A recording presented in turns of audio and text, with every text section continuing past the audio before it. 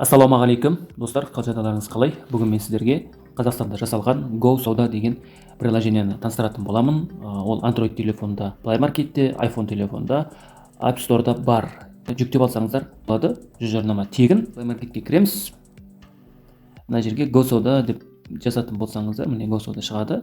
Осы жерден жүктеу батырмасын басып, жүктеп алғаннан кейін ашу деп открыть батырмасын басасыздар. Жалпы ол жерде геолокацияны қосасыз ба дейді. Қосқыңыз келмесе, жоқ рахмет дей салыңыз.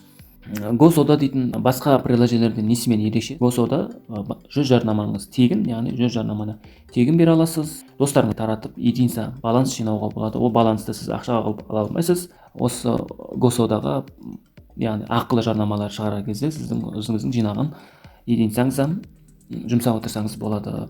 Бұл екінші ерекшелігі, яғни бірінші ерекшелігі жүз жарнама тегін, екінші ерекшелігі жаңағы өздеріңіздің достарыңызға бөлісіп единица жинауға болады.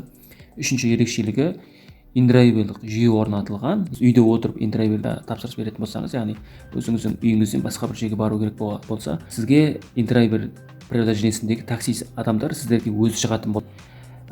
Бағаларын ұсынатын болады. Мен осындайға апарамын, мынандайға апарамын дейді.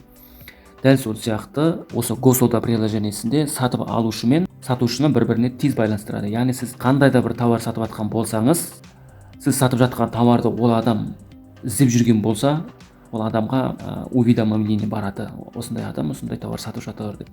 Ол адам сосын сізге шығатын болады. Сіз осындай тауар сатып жатырсыз ба? Яғни тез байланыстырады бір-біріне. Қазір басқа бар OLX-терде сатушы мен сатып алушы бір-бірін таба алмай жүр ғой. Іздеп отырасыз. Ал бұл жерде индрайверлік жүйе тез бір-біріне байланыстырып тауарды тез сатып аласыз, немесе тез сатып жібере аласыз. Міне сондай ерекшеліктер бар. Алдағы уақытта бұдан да басқа да функциялар қосылып отыратын болады. Сұрақтарыңыз болса қойыңыздар, жазыңыздар.